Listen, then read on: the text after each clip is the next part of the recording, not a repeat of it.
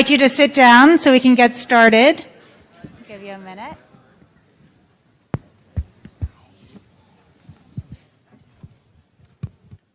Welcome. I just wanted to take a moment. I'm Rachel Smith. I head loyalty and events here at Sotheby's, and thank you to all of you that have been here all day, and to the people just joining us. You're in for a treat. Also, if you're joining us on Facebook Live, feel free to send comments and questions for Michael and David. I wanted to take a moment just now to set the stage for what you're about to listen to, and that pun is every bit intended because what we're talking about is setting a stage, creating a scene, and talking about how the design of a space can have a profound effect on one's experience. Michael and David will be discussing this, whether it be the set design for a play, the stage design for an arena rock concert, or even an exhibition at the auction house. There is the need to find the theater, the drama of the play, the show, or the property, and work in harmony with that, ultimately elevating the whole. So how did all this happen? Well, when this sale came together, the 5 different sales of Americana Week, we realized we needed a special moment. So Sotheby's reached out to David Korins and invited him to be the creative director. Hold on 1 second. See, I'm the nervous one, you guys, not you. To serve as the creative director of the exhibition, and in an effort to illuminate the history, the rarity, and the profound impact this property continues to have on everything from modern-day aesthetics to culture and politics.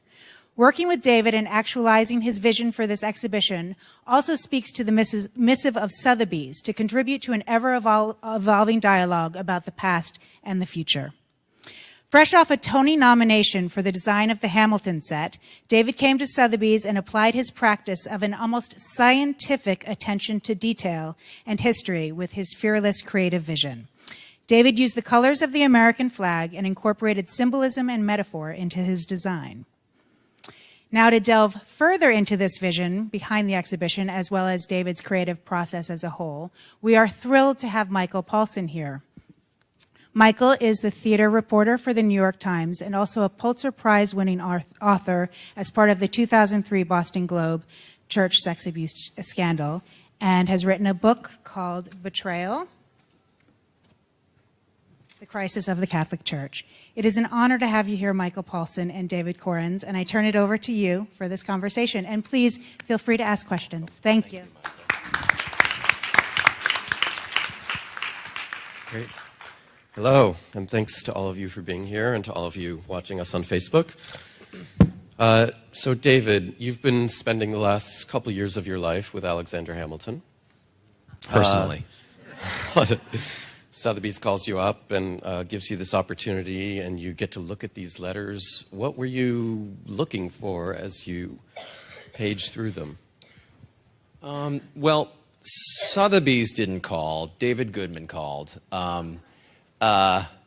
David is a longtime collaborator and friend, and he is a really interesting character. He kind of toes the line between big business and important institutions and crazy, wild, artistic ideas. And we've done some wild things in the past. We made a pop-up club experience. We did something honoring the 50th anniversary of the Civil Rights Movement. We've looked at the Knicks halftime show. We've done all sorts of weird things. So when he called me, I thought he was just trying to grab anyone that was involved with Hamilton, just to try and help sell these letters. And I said, why me? As I kind of ask with every single project that I work on, why me? What do I have to offer? Why not an architecture firm? Why not a different kind of designer? And he said, come in and take a look at the stuff. So I wasn't really looking for something in particular. I was just kind of trusting David. When I saw, the first thing I saw was not the Hamilton letters. I saw some of the 1,300 individual pieces, and I was 3 of which we're interacting with right now. That's the weird thing about an auction house as opposed to a gallery or something else, is you can come up and they encourage you to touch it and feel it and flip it upside down. We're not going to do any of that today. But I was really struck by the unbelievable craftsmanship of the pieces and how, in a country struggling to figure out what it is that we make right now, literally make, every single one of these pieces was handmade and incredible. And so then I saw the Hamilton letters. And I had, you know, through my research in working on the show Hamilton, seen a lot of the letters, you know, printouts or in books and manuscripts and documents, and certainly read a lot of the words. And I was really and truly blown away by the drama. It's different than you would imagine, and I would encourage everyone after this thing to go down to the second floor and look at these pieces. It's weird to think that tomorrow they will all be owned by someone else, and I don't know, some Russian czar or someone in this room is going to own them and keep them in their living room or wherever. But we might never see these things again. And they're incredible. You can see in the writing, you can see the intention, you can see with the wax seal. I mean, I spend my day and a lot of my life faking stuff, making fake pieces of furniture, making manuscripts and tea staining them, and, you know, pulling the edges and, you know, doing things to make them feel real. And these are the real things. And I was really kind of blown away by the power of these things. And you know, because you had said I had spent so much time with these characters and these men and women, that I just felt closer, and it filled in a little of the backstory that I've been wondering about, but it was a wow. Yeah. I know you've worked with Gagosian and other galleries before. How is designing for a gallery different from designing for performance? Well, my short answer is it's not different at all. And I think that there are some people in my office here, thank you for coming, and thank you all for coming too. There are some people in my office here who think we should find a lane and stick with it. And I, from 40,000 feet above sea level, look down at the process of designing or creating something, and it is the exact same. Whether you're working with Gagosian on a gallery experience, or a restaurateur, or a pop star, or Lin-Manuel Miranda and Ron Chernow, and thanks for coming, Ron, or you know, Tommy Kail, or a director, it's the same. You know, you have an ultimate vision. It's not my vision, it's their vision. They're the ones kind of making the work, and they say, you know, for Sotheby's, they want it to be accessible, they want it to be clear, they want you to get lost and also know where you are. They want you to be able to touch and feel things. That is one of the distinctions. We don't necessarily want people to come up onto the Hamilton set on Broadway and touch and feel things.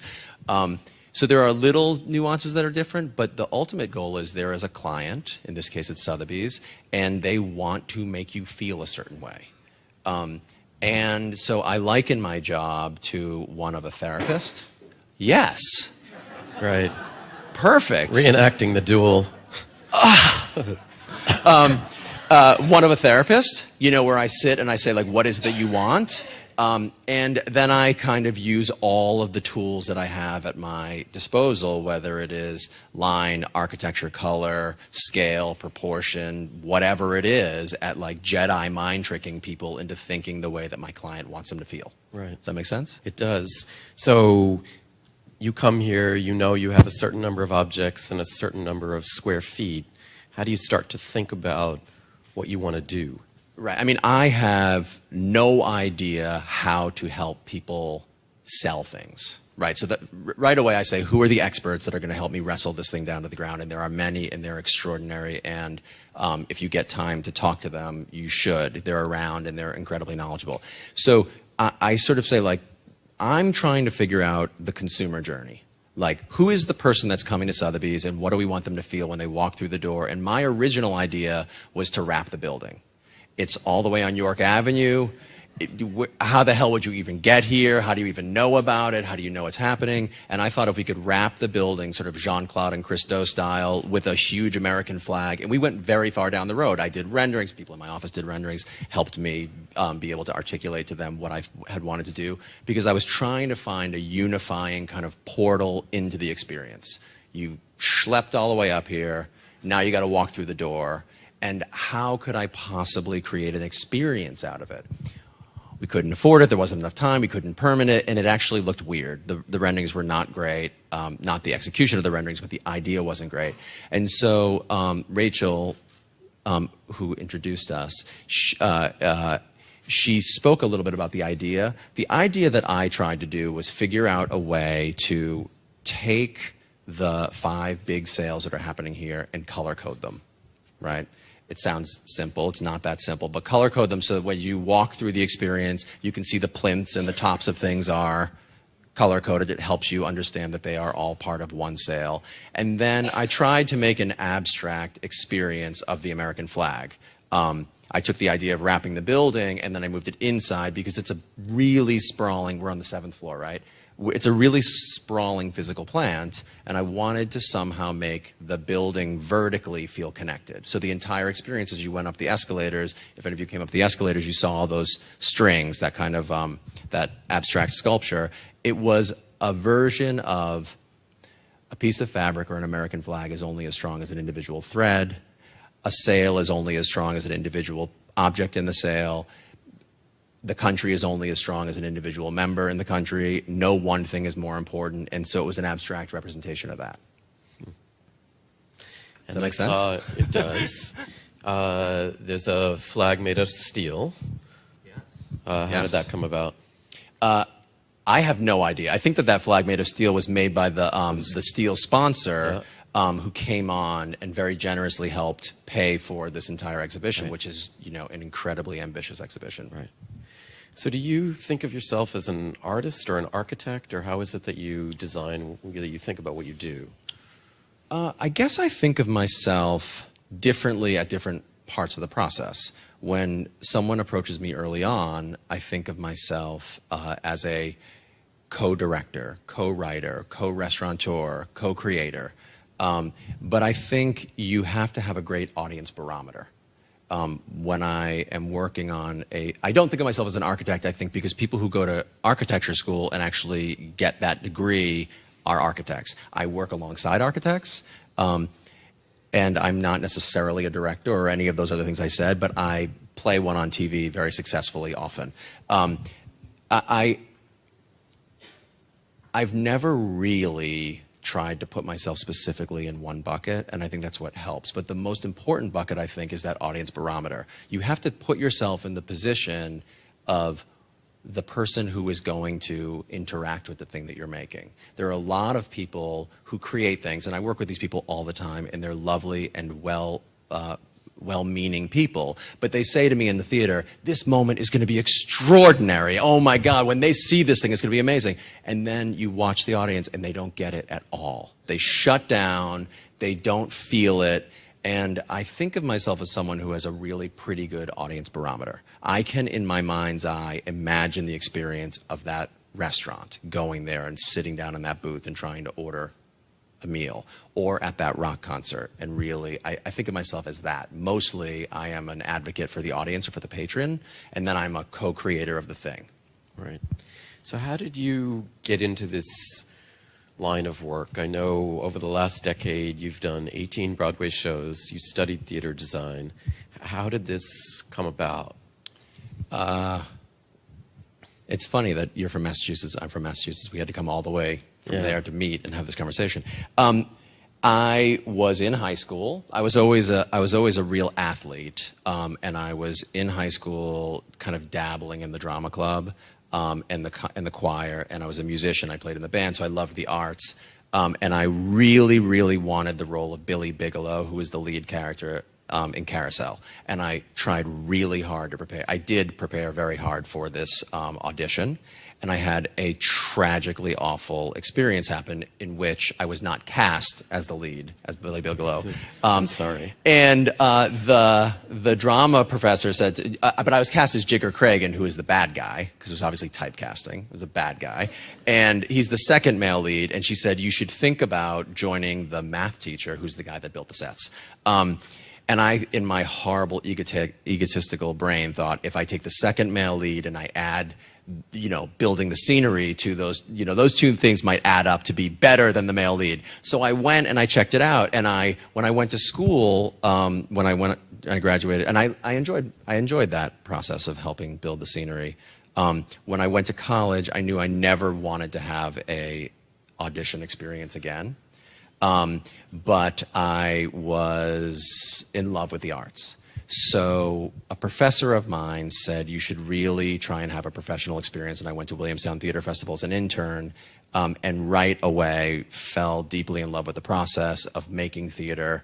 And I was able to see for the first time a trajectory of working professionals and how I could imagine myself as an intern moving forward and progressing and eventually becoming a designer. I didn't really think I was going to become a set designer because I couldn't really imagine that world, but I've always been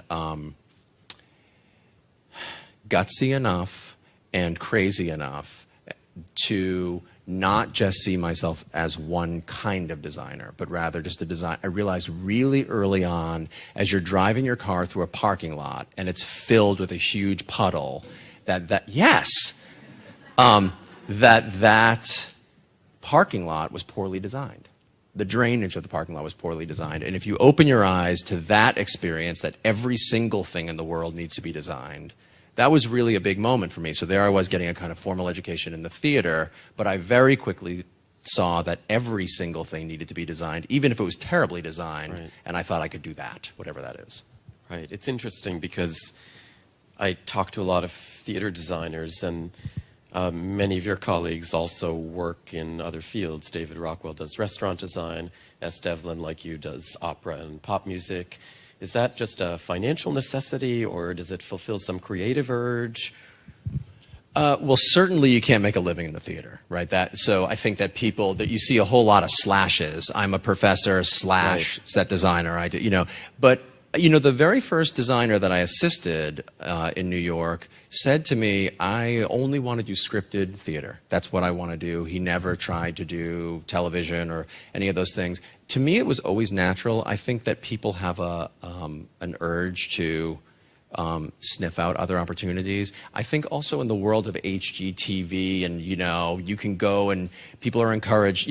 15 or 20 years ago, there wasn't really this thing of Home Depot. You can go pick your paint, learn this process of rag rolling a pattern onto the wall. Design has become really accessible to people, and it's easy. It makes people feel like they can do it. I'm not really sure why we do. There's a fair amount of designers in the theater who don't cross over. Right. It never really made sense to me. I realized I was living in the East Village, and a dear friend of mine who is a Tony Award-winning set designer, and she's incredible. She invited me over to her house and said, will you look at my kitchen? I'm not sure that the refrigerator fits. She had just designed a set with one of the most exquisitely designed kitchens I've ever seen. And she did not have the capacity to measure the refrigerator and the hole in her actual apartment. And I thought, oh, her skills just don't transfer in that way, which was mind-blowing, but true. I've just happily and luckily never had that experience. Right. So you've worked on such a variety of shows, from Annie to Passing Strange. Do you have to like a show to agree to work on it? Yes, you have to like a show. I think that my decision-making tactics have changed a little bit over the years, because you just start drawing lines in the sand and say, I'm never going to do a show unless they can support it in this way. Right. Then, of course, you erase that line in the sand and you backtrack 7 years and you go back and you do it again. Yes, you have to like it. You do not have to like it the same way a director has to like it. They are, phone off in a room 8 or 10 hours a day for many, many weeks, and it's just different. The attachment and the amount of work that you have to do on a show as a designer is different. But I think you have to find your way in, or people smell that you didn't love it.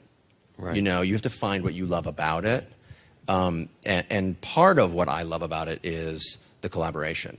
Right. Theater artists, I think, are some of the best collaborators in the world in any discipline. And I work with a lot of people in a lot of different types of disciplines, whether it's something like Sotheby's or an advertising firm or all sorts of different things.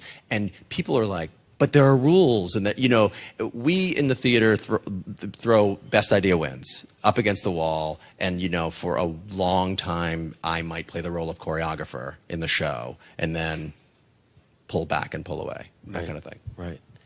So you had worked with Tommy Kail, who became the director of Hamilton, on Lombardi, and you worked with Lin-Manuel Miranda, who became the writer of Hamilton, on Bring It On.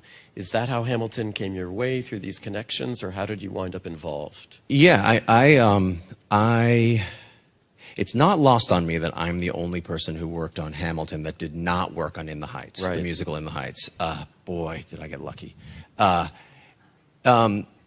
I was doing Passing Strange at the same time they were doing In the Heights. And those guys are my friends. They are my age. They are my peers. They are my collaborators. And I, like the rest of the world, found out that Hamilton was happening when Lin did that number at the White House. And I saw it go viral on YouTube, and I didn't really want to say anything to him.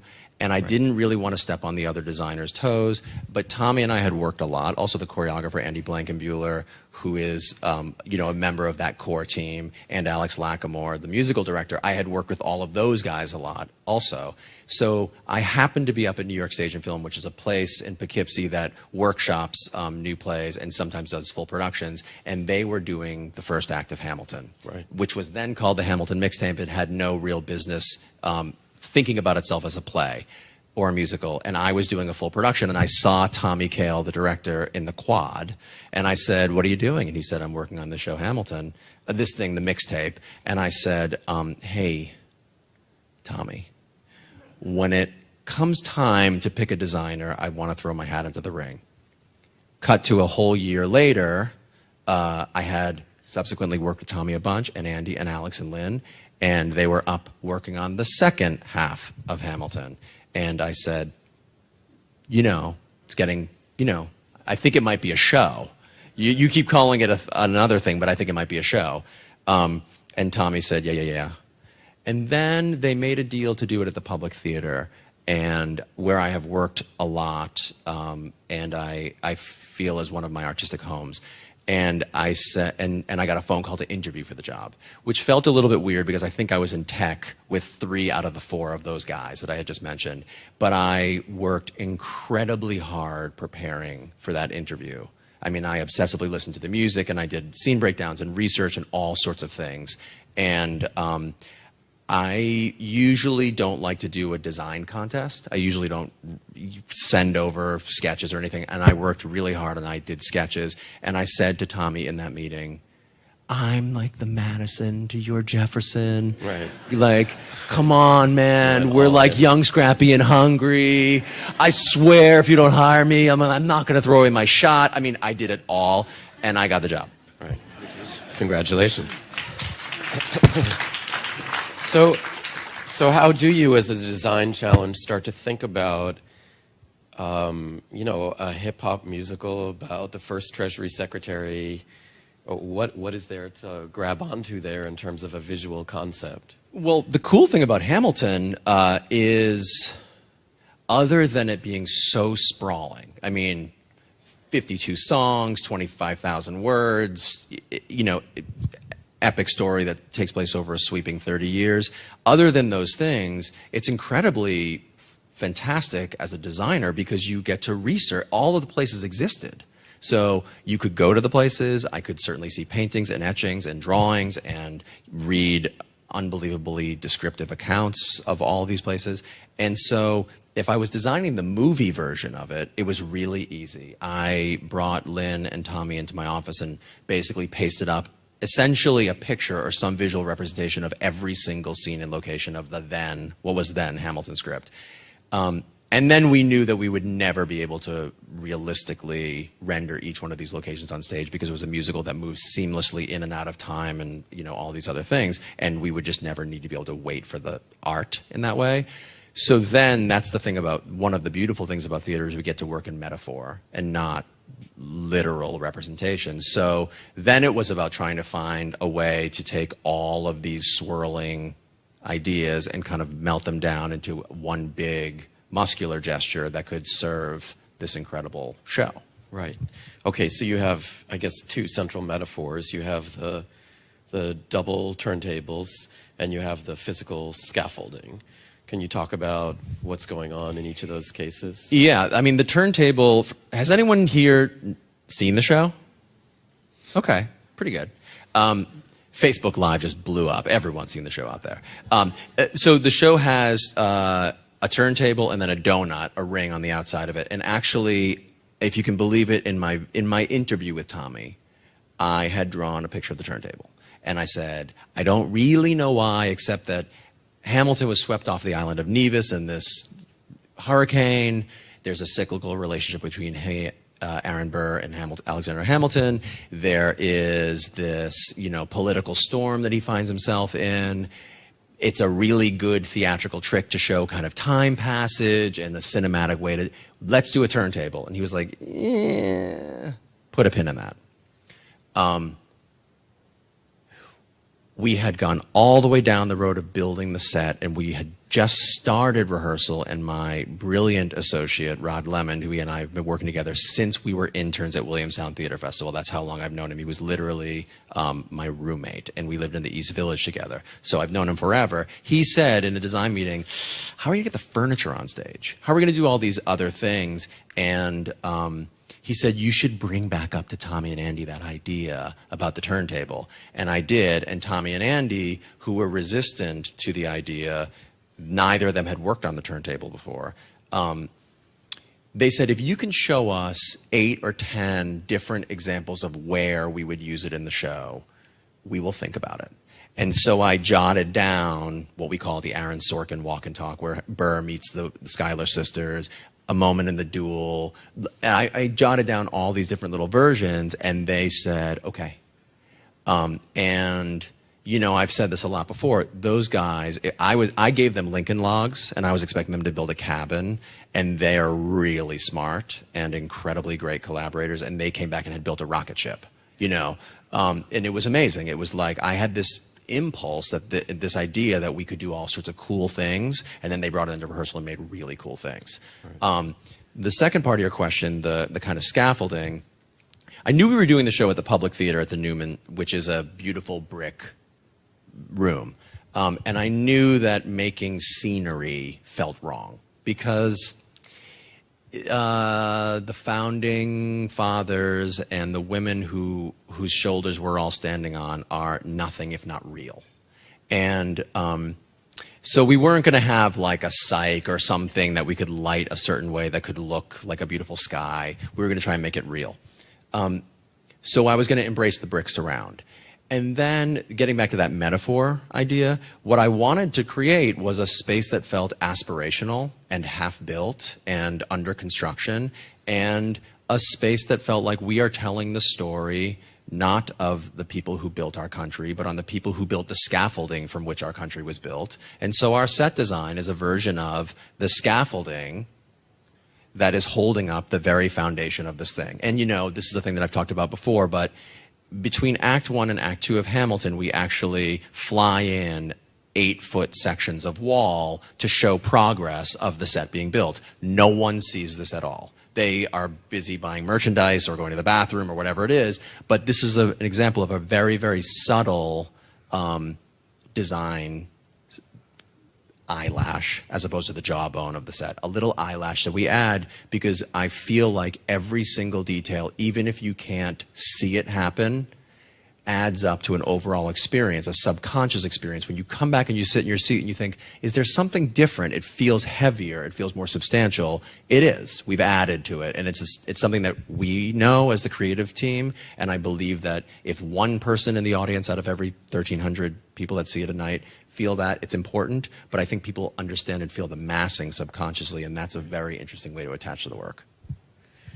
So when you're working on something like either Hamilton or the exhibit here at Sotheby's, do you get a voice in how your design concept is translated into marketing? Do you, the overall visual branding of the thing you're working on, do you play a role in those discussions? Yeah, and more, because I think I've let my collaborators know that I'm interested in that. You know, in 2001, I co-founded a theater company, mainly because I had been asked to build and paint and prop and production manage and all these things.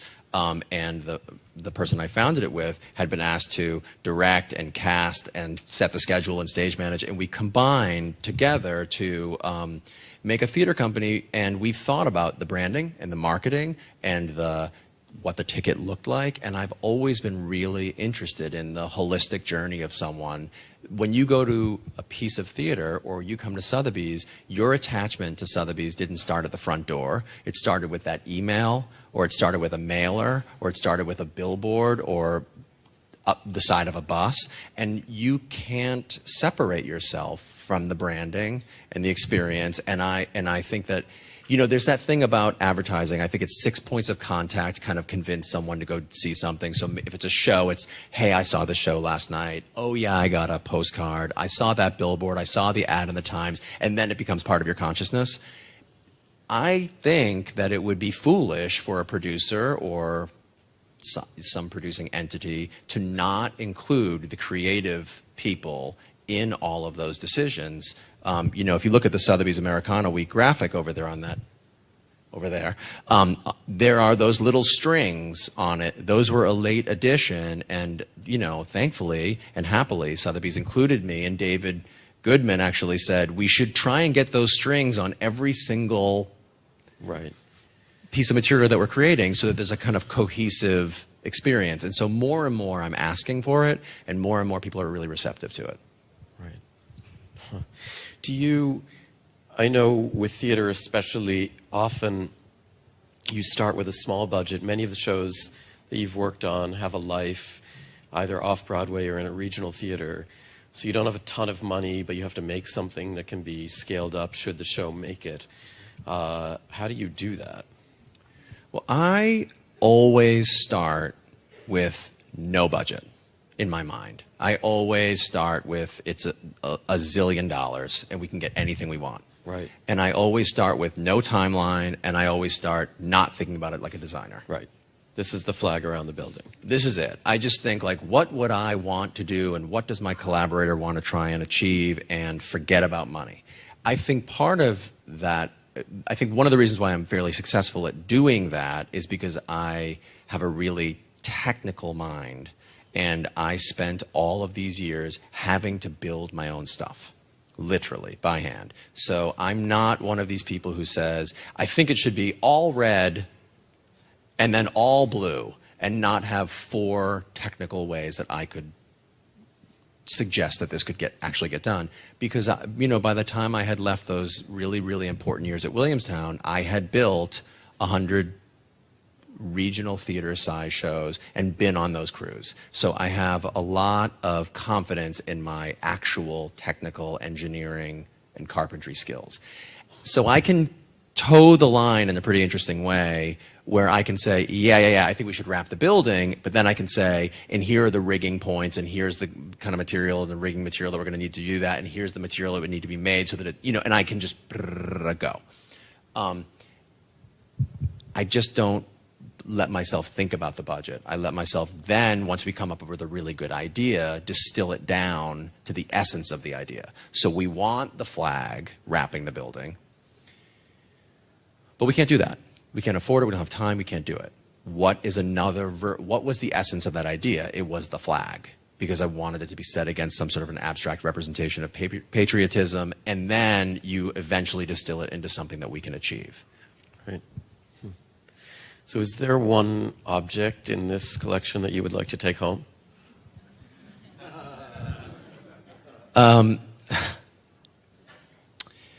Yes. There is one. I just am torn whether I should say it because don't say it. Don't say it. Yes, there's one. Talk to me about it on Thursday. Wow. Bidding war. Bidding war. All right, bidders. Do you all have questions for us? And if there are questions from Facebook, let us know. David, I'm curious, just your homework for the Hamilton set. Were there particular historical images that had an impact on you? Because you said that you immediately left to a kind of more metaphorical approach. I guess we should repeat the question. And this is Ron Chernow, who wrote the book from which Hamilton is adapted. Congratulations. Yes, he deserves a major round of applause. And he asks if there were, given all the research that you did for Hamilton, were there particular objects or things that you saw that helped inform your design? It's funny. I remember asking Berry Gordy, the founder of Motown, about what the Hitsville home was like in Detroit. I had been to the museum, I had seen the home, and I, was sitting there asking the guy that made it, what was it like? About the design specifically, and he explained to me about a stoop and about the people and about the clothes and about the feeling in the clubs and about nothing about the design. He said nothing about the design. I said, yeah, but what was Studio A like? And he talked to me about what it was like to meet Diana Ross. Nothing about the design. So when you ask me that question, I can, in my head, and I have a pretty good memory, file through my mental Rolodex and think about all of those visual images. And the one that came to my mind had nothing to do with the scenery. And it is the picture, it's the portrait of Hamilton in a green jacket. Which, if you see the show, he spends a fair amount of time in a green jacket, and it was his favorite color, and it's the color of money. And I remember the conversation between Paul Towswell, the costume designer, myself, Tommy Kail, the director, and Andy Blankenbuehler, the choreographer, about what these guys and these men and women were going to wear. And we had to make a real choice because it was a hip-hop musical, and we were, for a moment, going to set it in contemporary clothing. And I had designed a set that was glossy black and steel and a double-decker structure and very modern because we thought it could run parallel to the storytelling. And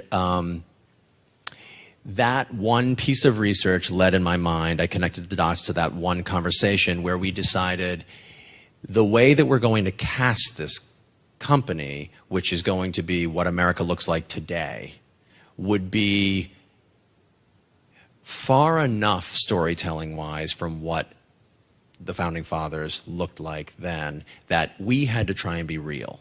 But that picture, Ron, that portrait, to me, unlocked everything. And then the set design was like, yeah, it's going to be brick and it's going to be wood and it's going to be all these other things, but it's going to be real and it's going to be period. And so of all the things, that portrait was the one because we thought, can you imagine Christopher Jackson, an African-American man, playing George Washington? And wouldn't it be amazing not to see him in high tops, but to see him in George Washington's regalia, like fully decked out as General Washington, and that would be the real amazing visual, visceral impact.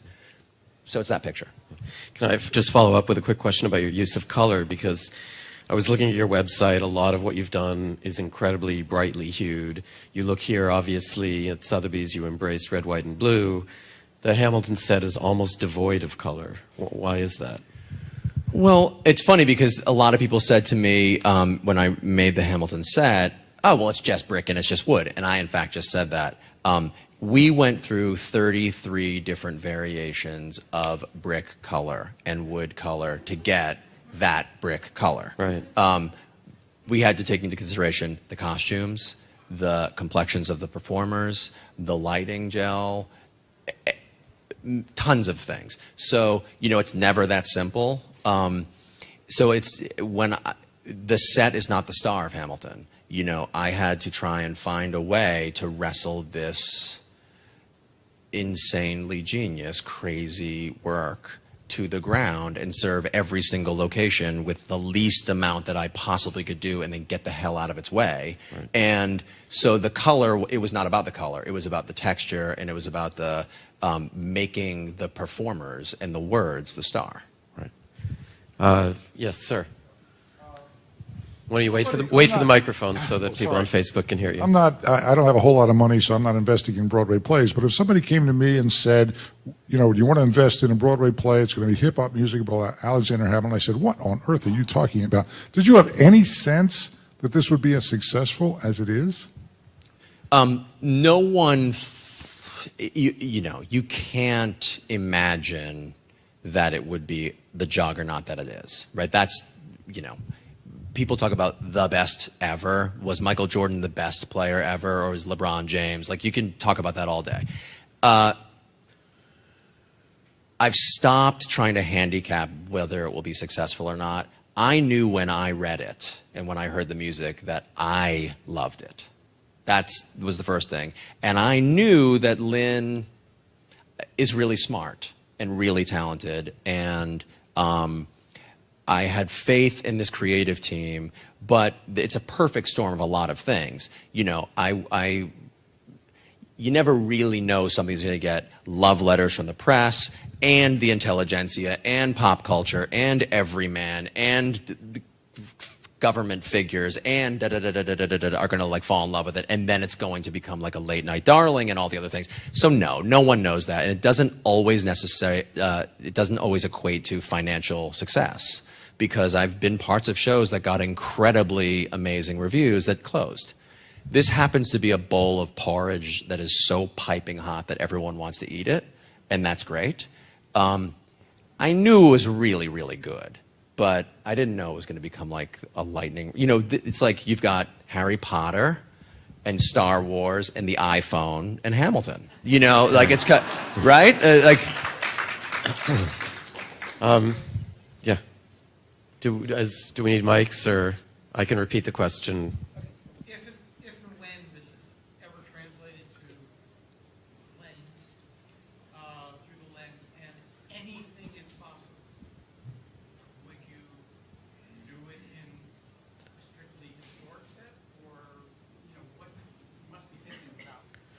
Right. So the question is, if Hamilton were adapted as a movie, would you want to rethink the design to do it in period, or would you stick with something more abstract? Most of the time when theater is made into a film, frankly, it's because the show is in some way, has it run its course as a theatrical enterprise. To get a couple more years out of the stage show or whatever that is. I think that, first of all, that's a Lynn's decision whether he wants to make it into a movie, and he's been pretty candid about the fact that he likes the play version of it, and doesn't really imagine it becoming a film anytime soon. And if I am still alive when the show is struggling and they want to make a movie, I'm sure that the technology will be such that we could do all sorts of interesting things. But I feel like part of what makes it special is, designing is redesigning and writing is rewriting, and Ron's book is an incredible document. One of the magical things that Lynn and Tommy did was what they left out of the story. I mean, if you read that book and then you watch the musical and you go and look at the letters on the second floor, they all, speak in, they're all having a conversation, but they left huge parts of the story out to make the show. And, I just think that as it exists as a piece of theater is a really beautiful effort. And I think we're a long way away from the film. Probably people will be like stepping inside film by the time they make it. Right. All right, who else? Yes. There's a mic coming to you. Thank you. I had the privilege of taking Chris Jackson through Mount Vernon when he was preparing for his role as George Washington. And I'm wondering if you could speak just a little bit about the relationship, if you think there is one, between the preservation of specific historic sites like Hamilton or the Grange and creative enterprises like Hamilton. Well, I mean, I think that trying to preserve any and all of our history is incredibly important. And it's funny, I think that people get so caught up in our country and from whence we have come. And if anyone has traveled around the world, you realize that we really are the adolescents of the world. Parts of Asia have been around for thousands of years, in Europe obviously longer than we have, and we're brand new. We're only 270 years old or 240 years old. I'll do the math. And we kind of behave like we're the crazy adolescents also. I think it's, and even I grew up on the East Coast. There are pretty old buildings here. You go to the West Coast, there are not as old buildings. When Hamilton created the Electoral College, he had no idea that people would sprawl from the East Coast to the West Coast in the way that we have. So I think it's really, really important to hold and maintain these things. That was one of the things when I came and saw those letters, and I made that joke earlier about the Russian Tsar. It's insane to think that we're not going to, I hope that we do, maintain all of those letters in this country. I feel like they are certainly born and raised in America, and I would like to think that they are preserved respectfully, and kept in a condition so that we could revisit them when the next person that owns them, when they come up for sale again, that they are intact. I think it's really important to maintain our history. And if you travel around, you see that, we've made all sorts of crazy decisions, knocking down, beautiful buildings to build ugly buildings. Right. Let me just follow up on that. I know many members of the cast have gone to many of these sites. I know that Leslie Odom Jr. and Lin-Manuel Miranda went to the dueling ground. I know that the women who played the Schuyler sisters went to a Schuyler home in New Jersey, there's been quite a bit of kind of early cast pilgrimages to the sites that are alluded to in the show. Why is that helpful for the performers? What do you think they get from that? Well, I think it's probably akin to when I held those letters. That, there's just a difference between looking at something in a two-dimensional picture or in a documentary and being there. Also, oftentimes these places are staffed with incredibly knowledgeable, passionate people that can share tidbits about what was going on or why you would use something that looked like that. And I actually invited a lot of the members of the current cast of Hamilton, past and present cast of Hamilton, to come see these papers. This is what we call a champagne problem, when you can continue your character development work even once the show is open. Usually once the show is open, we freeze it. You don't really deal with it. But every single night, a live show is different. And, we had a new president get elected. People in the cast had a real reaction, positive or negative, to that. All sorts of things happen in the world, and so getting a chance to invite them to see these letters and interact with the real McCoy. Right. I watched Javier, who is the current Hamilton on Broadway, bawl his eyes out when he held that document, some of these documents downstairs, and you can't unring that bell. He saw a letter. It happened to be a description of a place that was close to Hamilton that is also talked about in the show. And he said to me, I'm going on stage in like 4 hours, and I'm going to imagine this place in a different way. It's something that Lynn didn't know what it looked like, and here it is downstairs. And it's just an incredible thing to be able to continue to develop your character. I know that they were very excited to be able to interact with history on a more real level. Yeah, it is kind of amazing. There's a letter from Philip to his dad. The character development. So this letter from Philip is, "Dear Papa." He speaks to his dad about wanting to be a good man, about preparing a 4th of July speech. It's the only, by the way, known letter that Philip wrote to his father, or the only kept letter in existence. He is preparing a speech. He shows it to a professor of his at King's College. The professor reads it, encourages him to cut one of the sentences, in which Philip in the letter says, "You remember the sentence, Papa. It's the one that starts like this, da, da, da, da, da." It's my favorite sentence. So you learn so much about dad and son and their relationship, because he's obviously shared with Hamilton this letter, the speech, and they've bonded over the fact they both love the sentence. And then, it's so incredible. Then it's sealed with red wax, which of course, when it was ripped open, it looks kind of like this is Selby, who tells the story, who is the head of manuscripts and letters at Sotheby's. He tells the story how it feels so dramatic, but when it's open, it's like blood red, and it has like 2 holes in it, and you can't help but drawing a parallel to, the duel. Both of those men in the letter, involved in the letter, were shot and killed in duels, and it's just this unbelievable thing, and it's downstairs as we speak, right. And it's the only letter, and it's so sweet. Yeah. Who else? And if there are questions from Facebook, we're open to those too. Sure. So we have 2 more questions. The first one is going to come from Facebook. Erica wants to know, David, what is it that you personally collect? That's an excellent question. I personally collect experiences and collaborations. And I mean that seriously. I don't, I spend so much of my day creating and sculpting space for people and experiences for people that, my apartment is spare. I live a version of a monkish existence in which I only kind of have things in my home that I touch and interact with every day. I've got a coffee maker that I love, and a couch and a coffee table in which I put my feet up on that coffee table, and I basically live like that. But I collect these human experiences and these collaborations which really do give me life and, direction. And was there another one from Facebook, or should we take it from the audience? Yes. Hey, David, this question's for you. What was your perception of Sotheby's prior to working with them, and how have they been as a partner? That's a loaded question because I've been talking about that. I've been talking about this for the last 7 months. I thought, like many people, I think, that Sotheby's was a place where rich people came to buy expensive stuff. And it is, but it's also an incredibly accessible, warm, welcoming space with a beautiful cafe on the top floor. And one of the things that David Goodman said to me in our first conversation was, come check it out. Like, I'm trying to infuse the whole building and the whole physical plant with new life, new blood, interesting people. And there was a sale up of kind of contemporary furniture, and the stuff was like $2,000, $3,000, $7,500. It really took me by surprise.